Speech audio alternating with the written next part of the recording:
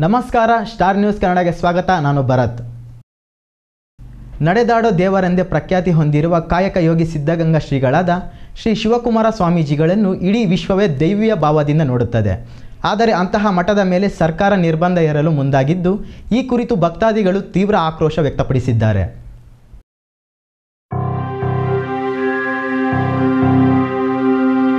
ಹೌದು, ರಾಜ್ಯ ಸರ್ಕಾರ ನಡೆಸುತ್ತಿರುವ ಅಧಿವೇಶನದಲ್ಲಿ ರಾಜ್ಯದ ಪ್ರಮುಖ ಮಠಗಳ ಮೇಲೆ ಮುಜರಾಯಿ ಇಲಾಖೆ ನಿರ್ಬಂಧ ಹೇರುವಂತೆ ಕಾನೂನಿನಲ್ಲಿ ತಿದ್ದುಪಡಿ ತರಲು ಸರ್ಕಾರ ತೀರ್ಮಾನ ಮಾಡಿದೆ. ಅದರಂತೆ ವೀರಶೈವ ಲಿಂಗಾಯುತ ಸಂಪ್ರದಾಯದ ವಿಶ್ವ ಬಸವಣ್ಣನವರ ಸಿದ್ಧಾಂತಕ್ಕೆ ಒಳಪಟ್ಟಿರುವ ವಿಶ್ವವಿಖ್ಯಾತ ಮಠ ಸಿದ್ಧಗಂಗಾ ಮಠದ ಹೆಸರು ಕೂಡ ನಮೂದಿಸಲಾಗಿದೆ.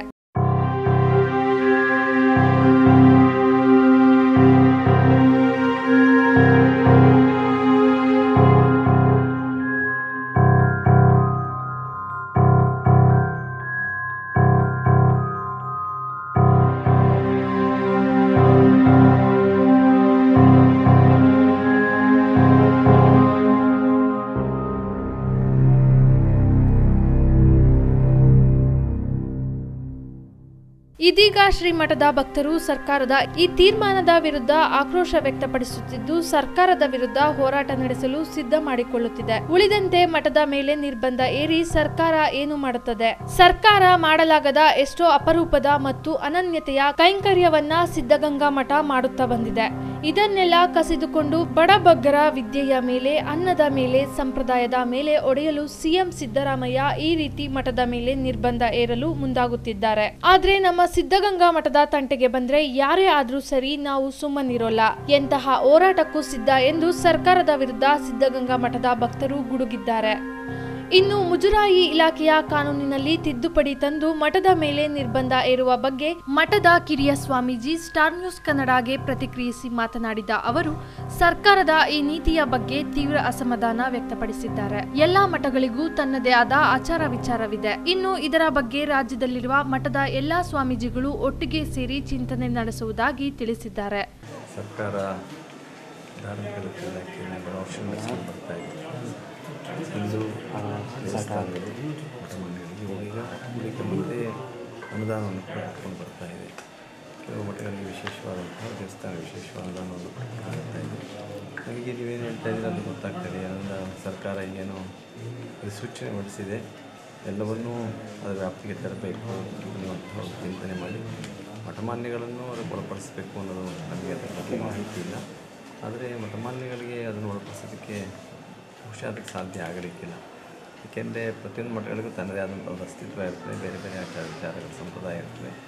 ಆದರೆ ಎಲ್ಲವನ್ನೂ ಒಂದೇ ತೆಕ್ಕೆಗೆ ತರೋದಕ್ಕೆ ಸಾಧ್ಯ ಇಲ್ಲ. ಆದರೆ ಎಲ್ಲಕ್ಕೂ ಕೂಡ ಎಲ್ಲ ಸಂಸ್ಥೆಗಳಿಗೂ ಕೂಡ ಮಠಗಳಿಗೆ ತನ್ನದೇ ಆದಂತಹ ಒಂದು ಸ್ವಾತಂತ್ರ್ಯ, ಒಂದು ಅವರದೇ ಆದ ಧಾರ್ಮಿಕವಾದಂಥ ಆಚರಣೆಗಳನ್ನು ಒಂದು ಕೆಲಸವನ್ನು ಮಾಡ್ತಾ ಇರುವಂಥದ್ದು, ಸೇವೆಗಳನ್ನು ಸಲ್ಲಿಸ್ತಾ ಇರುವಂಥದ್ದು.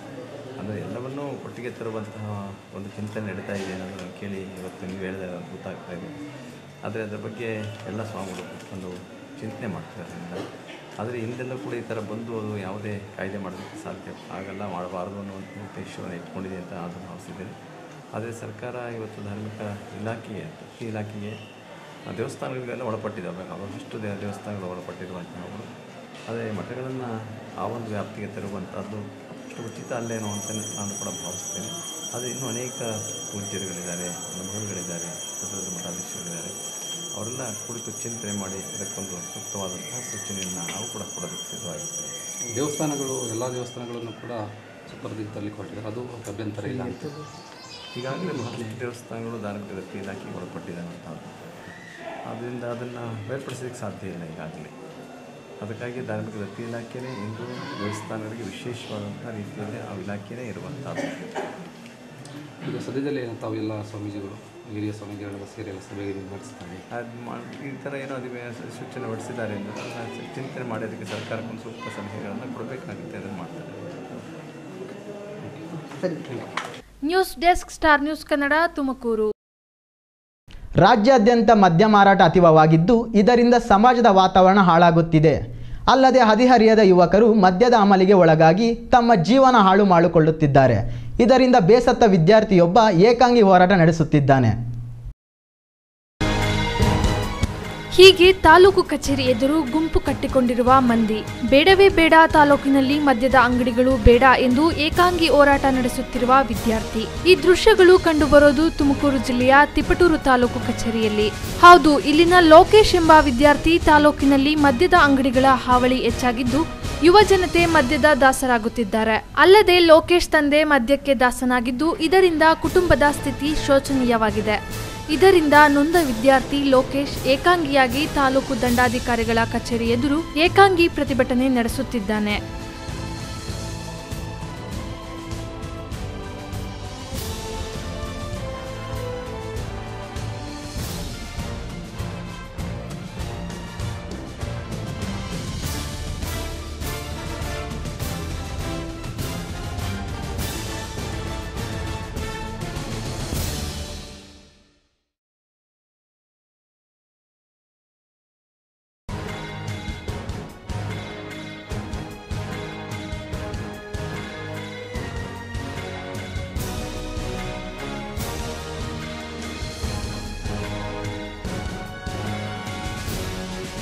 ಇನ್ನು ಲೋಕೇಶ್ ತಾಲೂಕಿನ ಆಲ್ಬೂರು ಪ್ರೌಢಶಾಲೆಯಲ್ಲಿ 10ನೇ ತರಗತಿ ಓದುತ್ತಿದ್ದು ಗ್ರಾಮದಲ್ಲಿ ಹೆಚ್ಚಾಗುತ್ತಿದ್ದ ಕುಡುಕರ ಸಂಖ್ಯೆ ನೋಡಿ ಆತಂಕ ವ್ಯಕ್ತಪಡಿಸಿದ್ದಾನೆ.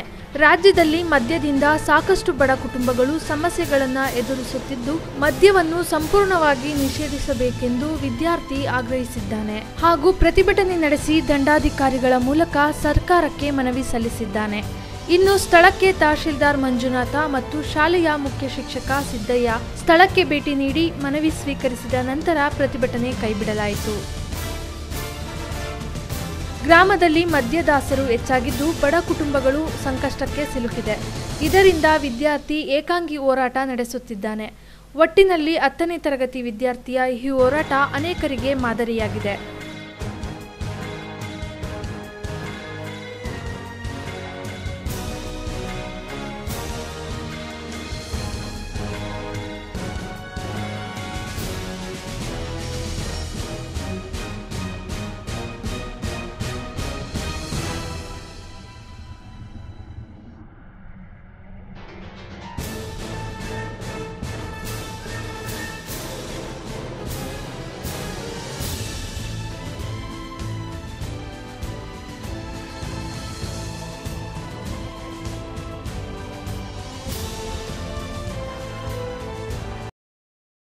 ಹಿರಿಯರ ನಾಣ್ಣುಡಿಯಂತೆ ಮಕ್ಕಳಿಗೆ ವಿದ್ಯೆ ಬುದ್ಧಿಯೊಂದಿಗೆ ಆಸ್ತಿ ಪಾಸ್ತಿಯನ್ನು ಸಂಪಾದಿಸಿ ನೀಡಬೇಕು. ಅದೇ ಜೀವನದ ಧರ್ಮವೆಂಬ ಸಂದೇಶಕ್ಕೆ ತದ್ವಿರುದ್ಧವೆಂಬಂತೆ ಆಸ್ತಿಯನ್ನು ಸಂಪಾದಿಸಿದ್ದ ತನ್ನ ತಂದೆಯ ವಿರುದ್ಧವೇ ಸಮರ ಸಾರಲು ಮಗ ತಂದೆಯ ವಿರೋಧಿಗಳೊಂದಿಗೆ ಕೈಜೋಡಿಸಿದ್ದಾನೆ. ಈ ಕುರಿತು ಒಂದು ವರದಿ ಇಲ್ಲಿದೆ ನೋಡಿ. ಕಳೆದ 5 ವರ್ಷಗಳ ಹಿಂದೆ ಆಸ್ತಿಗಾಗಿ ತಂದೆ ಮಗನ ನಡುವೆ ಜಗಳ ನಡೆದಿರುವ ಘಟನೆ ಚಿಂತಾಮಣಿ ನಗರದಲ್ಲಿ ನಡೆದಿದ್ದು ಈಗ ಪ್ರಕರಣ ಮತ್ತೆ ಜೀವ ಪಡೆದುಕೊಂಡಿದೆ. ಅಂದಿನಿಂದ ಇಲ್ಲಿಯ ತನಕ ಭಯದ ವಾತಾವರಣದಲ್ಲೇ ಜೀವನ ದೂಡುತ್ತಾ ಚಿಂತಾಮಣಿ ನಗರಕ್ಕೆ ಹೊಂದಿರುವ ತೋಟದ ಮನೆಯಲ್ಲಿ ಮಾರಪ್ಪ ಜೀವನ ನಡೆಸುತ್ತಿದ್ದಾರೆ. ನನ್ನ ಮಗ ವೆಂಕಟರೆಡ್ಡಿಯ ಹೋಟೆಲ್ ಮತ್ತು ವ್ಯಾಪಾರ ವಹಿವಾಟುಗಳನ್ನು ಸ್ಥಗಿತಗೊಳಿಸಿ ನನ್ನ ಹಣವನ್ನ ನೀಡುವಂತೆ ಮಾಡಬೇಕು ಮತ್ತು ನನ್ನ ಮಗನ ಸುಪಾರಿಯಿಂದ ನನಗೆ ಪ್ರಾಣ ಬೆದರಿಕೆ ಇದ್ದು ರಕ್ಷಣೆ ನೀಡಬೇಕೆಂದು ಮನವಿ ಮಾಡುತ್ತಾ ಮತ್ತು ಹೃದಯವಂತಿಕೆಯುಳ್ಳವರು ಅನಾರೋಗ್ಯದಿಂದ ಪೀಡಿತನಾಗಿರುವ ನನಗೆ ಸಹಾಯ ಹಸ್ತ ನೀಡುವಂತೆ ಮನವಿ ಮಾಡಿಕೊಂಡಿದ್ದಾರೆ. ಇನ್ನು ಈ ಹಿಂದೆ ಜಮೀನು ವಿಚಾರವಾಗಿ ರಾಜಿ ಸಂಧಾನ ನಡೆಸಲು ಯತ್ನಿಸಿದಾಗ ಮುದುಕ ಮಾರಪ್ಪ ಮೇಲೆ ಮಗ ರೌಡಿಗಳಿಂದ ಹಲ್ಲೆ ಮಾಡಿಸಿದ್ದಾನೆ ಎಂಬ ಆರೋಪ ಕೂಡ ಕೇಳಿ ಬರ್ತಿದೆ. ಇನ್ನು ಮಗ ಮಾಡಿರುವ ಈ ಕೃತ್ಯದಿಂದ ಮನನೊಂದ ಅಮಾಯಕ ತಂದೆ ಬದುಕಿರುವಾಗಲೇ ಜೀವಂತ ವೈಕುಂಠ ಸಮಾರಾಧನೆ ನಡೆಸಿಕೊಂಡಿದ್ದಾನೆ. ಇಲ್ಲವಾದಲ್ಲಿ ಮುಖ್ಯಮಂತ್ರಿಗಳ ಮನೆ ಮುಂದೆ ವಿಷ ಸೇವಿಸಿ ಆತ್ಮಹತ್ಯೆಗೆ ಮುಂದಾಗುತ್ತೇನೆಂದು ಮಾರಪ್ಪ ರೆಡ್ಡಿ ತಮ್ಮ ಅಳಲನ್ನ ತೋಡಿಕೊಳ್ಳುವುದರ ಮೂಲಕ ತನ್ನ ಮಗನ ವಿರುದ್ಧವೇ సమరವನ್ನ సారిದ್ದಾರೆ. స్వామి ఏమన్నా మీరు పేపర్ కేపిస్తే అకౌంట్ కేపిస్తాం, ఏమన్నా సహాయం చేయండి, లేకుండా పోతే నేను బతికే రకం లేదు. ఆ దుడ్డు వాడు ఈకుండా పోయి సెటిల్ చేయకపోతే నీ విధానసభ దగ్గరికి వచ్చి నేను మాట్లాడి ఆడే బాధ్యత తీసుకొని చచ్చిపోతా. ಸರ್ಕಾರ ಶೇಂಗಾ ಬೆಳೆಗೆ ಬೆಂಬಲ ಬೆಲೆ ಘೋಷಣೆ ಮಾಡಿದ್ದರೂ ಸಹ ತಾಲೂಕಿನ ಅಧಿಕಾರಿಗಳು ಇದುವರೆಗೆ ಖರೀದಿ ಕೇಂದ್ರ ತೆರೆಯದೆ ರೈತರಿಗೆ ಅನ್ಯಾಯ ಮಾಡುತ್ತಿದ್ದಾರೆ ಎಂದು ಕರ್ನಾಟಕ ರಾಜ್ಯ ರೈತ ಸಂಘ ಹಾಗೂ ಹಸಿರು ಸೇನೆಯ ರಾಜ್ಯಾಧ್ಯಕ್ಷ KT ನಾಗರಾಜ್ ಪಾವಗಡದಲ್ಲಿ ಆರೋಪಿಸಿದರು.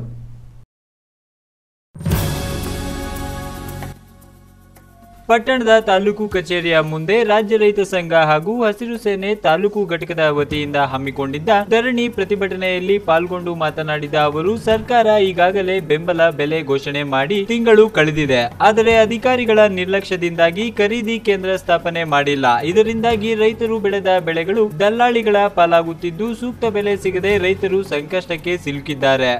ತೊಗರಿ, ಹಲಸಂದಿ, ಹುರುಳಿ, ರಾಗಿ, ಜೋಳ ಮುಂತಾದ ಬೆಳೆಗಳಿಗೆ ಬೆಂಬಲ ಬೆಲೆ ಘೋಷಣೆ ಮಾಡಿದ್ದು, ಶೇಂಗಾಕ್ಕೆ 4,250 ರೂಪಾಯಿಗಳನ್ನು ನಿಗದಿ ಮಾಡಿದ್ದು, ಈ ಕೂಡಲೇ ಅಧಿಕಾರಿಗಳು ಖರೀದಿ ಕೇಂದ್ರ ತೆರೆಯಬೇಕು, ಇಲ್ಲವಾದಲ್ಲಿ ಅನಿರ್ದಿಷ್ಟಾವಧಿ ಮುಷ್ಕರ ನಡೆಸುವುದಾಗಿ ಎಚ್ಚರಿಕೆ ನೀಡಿದರು. ಒತ್ತಾಯವನ್ನು ಮಾಡ್ತೇವೆ. ಇನ್ನು ಪ್ರತಿಭಟನೆಯಲ್ಲಿ ಜಿಲ್ಲಾ ಪ್ರಧಾನ ಕಾರ್ಯದರ್ಶಿ ಶಂಕರಪ್ಪ, ಉಪಾಧ್ಯಕ್ಷ ಜಯರಾಮಪ್ಪ, ಕಾರ್ಯದರ್ಶಿ ದೊಡ್ಡಮಾಳಯ್ಯ, ರಂಗಹನುಮಯ್ಯ, ತಾಲೂಕು ಘಟಕದ ಪೂಜಾರಪ್ಪ ಮತ್ತಿತರರು ಹಾಜರಿದ್ದರು.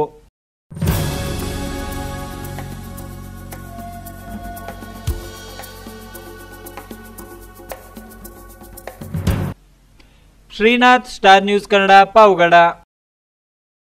ದೇಶದೆಲ್ಲೆಡೆ ಸ್ವಚ್ಛ ಭಾರತ ಅಭಿಯಾನದಡಿಯಲ್ಲಿ ಪ್ರತಿಯೊಂದು ರಸ್ತೆಗಳು, ಚರಂಡಿಗಳು ಸ್ವಚ್ಛ ಮಾಡುವಂತಹ ಕೆಲಸಗಳು ಭರದಿಂದ ಸಾಗುತ್ತಿವೆ.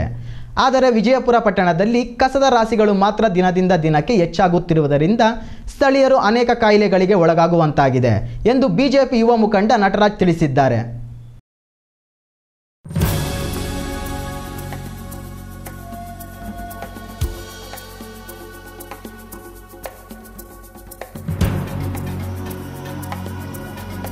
ದೇವನಹಳ್ಳಿ ತಾಲೂಕಿನ ವಿಜಯಪುರ ಪಟ್ಟಣದ ಮೇಲೂರು ರಸ್ತೆಯಲ್ಲಿರುವ ದೊಡ್ಡ ಮೋರಿಯಿಂದ ಯಲ್ಲಮ್ಮ ದೇವಾಲಯಕ್ಕೆ ಹೋಗುವ ರಸ್ತೆಯ ಗುರಪ್ಪನ ಮಠ ರಸ್ತೆ, ಹಳೆ ಪುರಸಭೆ ರಸ್ತೆ ಪಕ್ಕದಲ್ಲೇ ಬಿದ್ದಿರುವ ಕಸದ ರಾಶಿಯನ್ನ ಸಮರ್ಪಕವಾಗಿ ವಿಲೇವಾರಿ ಮಾಡದೇ ಇರುವುದರಿಂದ ಕಸದ ರಾಶಿಗೆ ಬೆಂಕಿಯನ್ನ ಹಚ್ಚಿದ್ದು, ಕಸದಲ್ಲಿರುವ ಪ್ಲಾಸ್ಟಿಕ್ ವಸ್ತುಗಳು ಸುಡುತ್ತಿರುವ ವಾಸನೆಗೆ ಸುತ್ತಮುತ್ತಲಿನ ಮನೆಗಳಲ್ಲಿ ವಾಸ ಮಾಡಲು ಸಾಧ್ಯವಾಗುತ್ತಿಲ್ಲ ಎಂದು ಸ್ಥಳೀಯರು ದೂರಿದ್ದಾರೆ. ಕಸದ ಸಮಸ್ಯೆ ತೀವ್ರವಾಗಿದೆ. ಇದನ್ನು ಅವರು ಕಸ ಗುಡಿಸೋರು ಕೇಳಿದ್ರೆ ವಿಜಯಪುರದಲ್ಲಿ ಕೆಲಸದವರು ತೀರಾ ಕಡಿಮೆ ಇದ್ದಾರೆ ಅಂತ ಅವರು ಕಂಪ್ಲೇಂಟ್ ಮಾಡ್ತಾರೆ. ಎಲ್ಲಂದ್ರಲ್ಲಿ ಬೆಂಕಿ ಹಚ್ಚಿಬಿಡ್ತಾರೆ, ಕಸ ಎತ್ತಕ್ಕಾಗಲ್ಲ, ಅವ್ರಿಗೆ ಗಾಡಿಗಳಿಲ್ಲಂತೆ ವ್ಯವಸ್ಥೆ ಹೇಳಿದ್ರೆ ಆ ಥರ ಹೇಳ್ತಾರೆ. ಆಮೇಲೆ ಅವ್ರಿಗೆ ಸಂಬಳಗಳು ಸರಿಯಾಗಿ ಕೊಡ್ತಾ ಇಲ್ಲ ಅಂತ ಅವರು ತೀವ್ರವಾಗಿ ಬೇಸರವಾಗಿದ್ದಾರೆ. ಇದನ್ನು ಮುಖ್ಯಾಧಿಕಾರಿಗಳು ಗಮನಿಸಬೇಕಾಗಿ ವಿನಂತಿ. ಕಸದ ರಾಶಿಯ ಜೊತೆಗೆ ಚರಂಡಿಯಲ್ಲಿ ತುಂಬಿರುವ ತ್ಯಾಜ್ಯಗಳಿಂದಲೂ ದುರ್ವಾಸನೆ ಬೀರುತ್ತಿದ್ದು, ಮನೆಗಳಲ್ಲಿ ಉಪಯೋಗಿಸಿದ ತ್ಯಾಜ್ಯಗಳು, ಕೊಳೆತ ತರಕಾರಿಗಳು, ಹೋಟೆಲ್ಗಳಿಂದ ತಂದು ಬಿಸಾಡಿರುವ ಪ್ಲಾಸ್ಟಿಕ್ ಯುಕ್ತ ತ್ಯಾಜ್ಯಗಳಿಂದಾಗಿ ರಸ್ತೆಯ ಇಕ್ಕೆಲಗಳಲ್ಲಿ ಸಂಚಾರ ಮಾಡುವುದಕ್ಕೂ ಕಷ್ಟಕರವಾಗಿದೆ. ಇನ್ನು ಪುರಸಭೆಯವರು ಕಸದ ರಾಶಿಗಳನ್ನು ತಂದು ಇಲ್ಲಿ ಹಾಕುವುದರ ಬದಲಾಗಿ ಟ್ರ್ಯಾಕ್ಟರ್ಗಳ ಮುಖಾಂತರ ವಿಲೇವಾರಿ ಮಾಡಬೇಕು ಎನ್ನುವುದು ಸ್ಥಳೀಯರಾದ ರಘು ಒತ್ತಾಯವಾಗಿದೆ. ಕಸದ ತೊಟ್ಟಿಯಲ್ಲಿ ಹಾಕಿರುವ ಕಸ ಹಾಗೂ ಮದ್ಯದ ಪ್ಯಾಕೆಟ್ಗಳನ್ನು ಸುಟ್ಟು ಹಾಕಲು ಕೆಲವರು ಬೆಂಕಿ ಹಚ್ಚಿದ್ದಾರೆ. ಹಸಿಯಾದ ಕಸದಿಂದಾಗಿ ದಟ್ಟವಾಗಿ ಹೊಗೆಯಾಡುತ್ತಿದ್ದು, ಪರಿಸರ ಕಲುಷಿತವಾಗುತ್ತಿರುವುದರ ಜೊತೆಗೆ ಜನರ ಆರೋಗ್ಯವೂ ಕೆಡುತ್ತದೆ ಮತ್ತು ವಾರ್ಡಿನಲ್ಲಿ ಮನೆಗಳ ಪಕ್ಕದಲ್ಲಿನ ಖಾಸಗಿ ನಿವೇಶನಗಳಲ್ಲಿ ಹಾಕಿರುವ ಕಸದ ರಾಶಿಗಳಿಂದಾಗಿ ಸುತ್ತಮುತ್ತಲಿನ ಮನೆಗಳಲ್ಲಿನ ನಾಗರಿಕರು ಕಾಯಿಲೆಗಳಿಗೆ ತುತ್ತಾಗುವಂತಾಗಿದೆ. ಇನ್ನು ರಸ್ತೆ ಇಕ್ಕೆಲಗಳಲ್ಲಿ ತರಕಾರಿ, ಹಣ್ಣು ಅಂಗಡಿಗಳು ಇಟ್ಟುಕೊಂಡು ರಾಜಾರೋಷವಾಗಿ ವ್ಯಾಪಾರ ಮಾಡುತ್ತಿದ್ದರು. ರಸ್ತೆ ಸಂಚಾರಕ್ಕೆ ತೊಂದರೆಯಾಗುತ್ತಿದ್ದರೂ ಪುರಸಭೆ ಅಧಿಕಾರಿಗಳು ಕಣ್ಣು ಮುಚ್ಚಿ ಕೂತಿದ್ದಾರೆ. ಪುರಸಭೆ ಮುಖ್ಯಾಧಿಕಾರಿ ವಾರ್ಡ್ ಭೇಟಿ ನೀಡುತ್ತಿಲ್ಲ, ರಸ್ತೆ ಸಂಚಾರದ ಬಗ್ಗೆ ಗಮನ ಹರಿಸುತ್ತಿಲ್ಲ ಎಂದು ನಾಗರಿಕರು ದೂರಿದ್ದಾರೆ.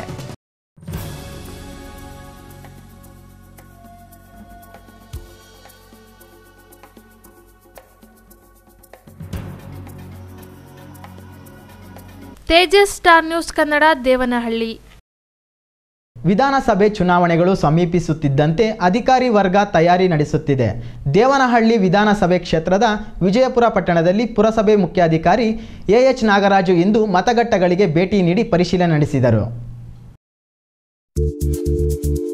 ಇದೇ ಸಂದರ್ಭದಲ್ಲಿ ಮಾತನಾಡಿದ ಅವರು, ದೇವನಹಳ್ಳಿ ತಹಶೀಲ್ದಾರ್ ಆದೇಶದ ಮೇರೆಗೆ ವಿಜಯಪುರ ಪಟ್ಟಣದಲ್ಲಿ ಇರುವ 33 ಮತಗಟ್ಟೆಗಳಿಗೆ ಭೇಟಿ ನೀಡಿ ಮತಗಟ್ಟೆಗಳ ಮೂಲಭೂತ ಸೌಕರ್ಯಗಳ ಬಗ್ಗೆ ಪರಿಶೀಲಿಸಿ ವರದಿ ನೀಡುವಂತೆ ಆದೇಶ ಬಂದಿದ್ದು, ಈ ಸಂಬಂಧ ಎಲ್ಲಾ ಮತಗಟ್ಟೆಗಳ ಪರಿಶೀಲನೆ ನಡೆಸಲಾಗುತ್ತಿದೆ. ವಿದ್ಯುತ್, ನೀರಿನ ಸೌಲಭ್ಯ, ಶೌಚಾಲಯಗಳು ಇನ್ನೂ ಅನೇಕ ಸಂಬಂಧಪಟ್ಟ ಬಗ್ಗೆ ವರದಿ ನೀಡಬೇಕಿದೆ ಎಂದರು. ನಡೆಯುವ ಶಾಸಕ ಚುನಾವಣೆ, ವಿಧಾನಸಭಾ ಚುನಾವಣೆಗೋಸ್ಕರ ನಿನ್ನೆ ಮೊನ್ನೆ ಶಾಸಕರು ತಹಸೀಲ್ದಾರ್ ಅವರು ಬಂದು ಈ ಎಲ್ಲ ಬೂತ್ಗಳನ್ನ ಪರಿಶೀಲನೆ ಮಾಡಿಬಿಟ್ಟು ಅದಕ್ಕೆ ಸಂಬಂಧಪಟ್ಟಿದ್ದು ಸೌಲಭ್ಯಗಳು ಇದೆಯಾ ಇಲ್ಲ ಅನ್ನೋದನ್ನು ಶೌಚಾಲಯ ಇದೆಯಾ, ರ್ಯಾಂಪ್ ಇದೆಯಾ, ಲೈಟ್ ಇದೆಯಾ ಅನ್ನೋದು ಪರಿಶೀಲನೆ ಮಾಡಿ ಅದಕ್ಕೆ ಒಂದು ನಮ್ಮ ಪೋಲಿಂಗ್ ಸ್ಟೇಷನ್ ನಂಬರ್ ಹಾಕೋದಕ್ಕೆ ಅಂತ ಹೇಳಿದರೆ ಅದಕ್ಕೆ ನಾನು ಈ ಪರಿಶೀಲನೆಗೋಸ್ಕರ ನಾನು ಬಂದು ನಂಬರ್ ಹಾಕ್ಸ್ಬಿಟ್ಟು ಸುಸ್ಥಿತಿ ಬಗ್ಗೆ ಒಂದು ವರದಿ ಕೊಡಲಿಕ್ಕೆ ರೆಡಿ ಮಾಡ್ತೀನಿ. ವಿಜಯಪುರ ಪಟ್ಟಣದ ಮತಗಟ್ಟೆ ಸಂಖ್ಯೆ 101, 102, 103, 104 ಮತಗಟ್ಟೆ ಇರುವ ಶಾಲೆಯ ಕಟ್ಟಡವನ್ನ ಕೆಡವಿ ನೂತನ ಶಾಲಾ ಕಟ್ಟಡ ಕಟ್ಟಲು ಅಂತಾರಾಷ್ಟ್ರೀಯ ವಿಮಾನ ನಿಲ್ದಾಣವು 3.6 ಕೋಟಿ ವೆಚ್ಚದಲ್ಲಿ ಕಾಮಗಾರಿ ಪ್ರಾರಂಭ ಮಾಡಲು ಶಾಲೆಯನ್ನ ಬೇರೆ ಕಡೆ ವರ್ಗಾಯಿಸಿದ್ದು, ಇದರಿಂದ ಚುನಾವಣೆ ಮತಗಟ್ಟೆಗೆ ತೊಂದರೆಯಾಗುತ್ತದೆ. ಆದ ಕಾರಣ ಶಾಲಾ ಆವರಣದಲ್ಲಿ ಇರುವ ಹೊಸ ಕಟ್ಟಡಗಳನ್ನ ಹಾಗೆ ಉಳಿಸಿಕೊಂಡು ಮತಗಟ್ಟೆಗೆ ಸಂಖ್ಯೆಯನ್ನ ಪುರಸಭೆ ಸಿಬ್ಬಂದಿ ಗುರುತಿಸಿ ಸಂಖ್ಯೆಗಳನ್ನ ಬರೆಯುತ್ತಿದ್ದಾರೆ ಎಂದರು.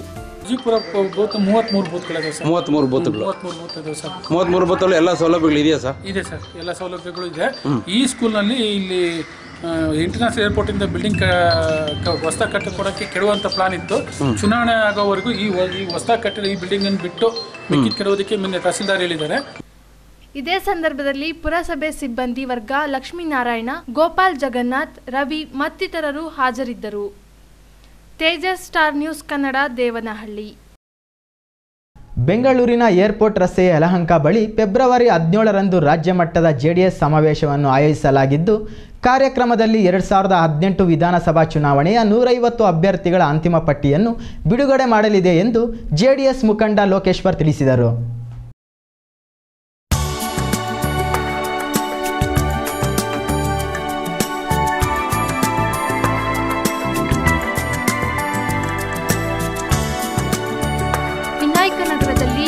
ಮುಖಂಡ ಲೋಕೇಶ್ವರ್ ಅವರ ಸ್ವಗೃಹದಲ್ಲಿ ನಡೆದ ಸುದ್ದಿಗೋಷ್ಠಿಯಲ್ಲಿ ಮಾತನಾಡಿದ ಅವರು, ಜಾತ್ಯತೀತ ಜನತಾ ದಳವು HD ಕುಮಾರಸ್ವಾಮಿ ನೇತೃತ್ವದಲ್ಲಿ 2018ರ ವಿಧಾನಸಭಾ ಚುನಾವಣೆಯನ್ನ ಎದುರಿಸಲಿದ್ದು, ಮಿಷನ್ 113ರ ಗುರಿ ಮುಟ್ಟುವ ಸಲುವಾಗಿ ಮೊದಲ ಹಂತದ 2018ರ ವಿಧಾನಸಭಾ ಕ್ಷೇತ್ರಗಳ ಚುನಾವಣೆಯ 150 ಅಭ್ಯರ್ಥಿಗಳ ಅಂತಿಮ ಪಟ್ಟಿಯನ್ನ ಬಿಡುಗಡೆ ಮಾಡಲಾಗುವುದು.